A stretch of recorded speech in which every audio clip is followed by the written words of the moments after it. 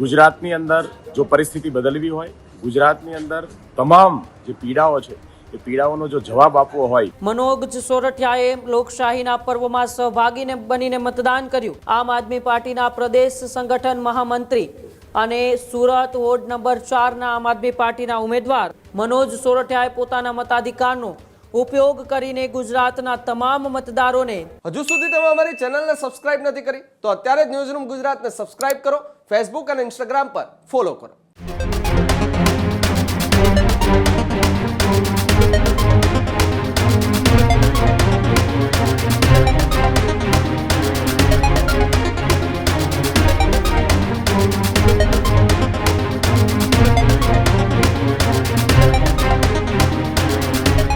આગળ વાત કરીએ તો આપ પ્રદેશ સંગઠન મહામંત્રી મનોજ સોરઠિયાએ પણ મતદાન કર્યું. પરિવાર સાથે સુરત ખાતે પહોંચીને પોતાના મતાધિકારનો મનોજ સોરઠિયાએ ઉપયોગ કર્યો. મનોજ સોરઠિયાએ લોકશાહીના પર્વમાં સહભાગીને બનીને મતદાન કર્યું. ગુજરાતના તમામ મતદારોને મતદાન કરવાની પણ મનોજ સોરઠિયાએ અપીલ કરી. દરેક નાગરિક પોતાના મતાધિકારનો ઉપયોગ કરે આવી વાત મનોજ સોરઠિયા દ્વારા કરવામાં આવી. આમ આદમી પાર્ટીના પ્રદેશ સંગઠન મહામંત્રી અને સુરત વોર્ડ નંબર 4ના આમ આદમી પાર્ટીના ઉમેદવાર મનોજ સોરઠિયાએ સુરત ખાતે પોતાના પરિવાર સાથે મતાધિકારનો ઉપયોગ કર્યો.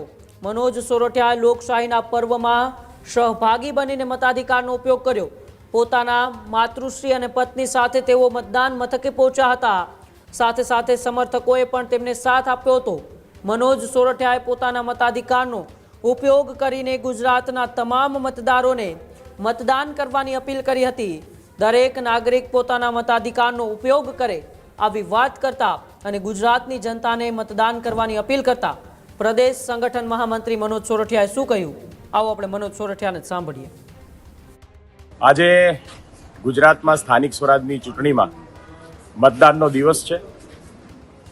તમામ મતદારોને, ગુજરાતના તમામ મતદારોને વિનંતી કરું છું કે આજે મતાધિકારનો ઉપયોગ કરે. ગુજરાતની અંદર જો પરિસ્થિતિ બદલવી હોય, ગુજરાતની અંદર તમામ જે પીડાઓ છે એ પીડાઓનો જો જવાબ આપવો હોય તો આ સ્થાનિક સ્વરાજની ચૂંટણીમાં આજે મતદાનના દિવસે પોતાનો મતદાનનો અધિકાર સૌ ગુજરાતી નાગરિકો કરે એવો સૌને વિનંતી છે. જય હિન્દ, જય ભારત. હજુ સુધી તમે અમારી ચેનલને સબસ્ક્રાઇબ નથી કરી તો અત્યારે જ ન્યૂઝરૂમ ગુજરાતને સબસ્ક્રાઇબ કરો, ફેસબુક અને ઇન્સ્ટાગ્રામ પર ફોલો કરો.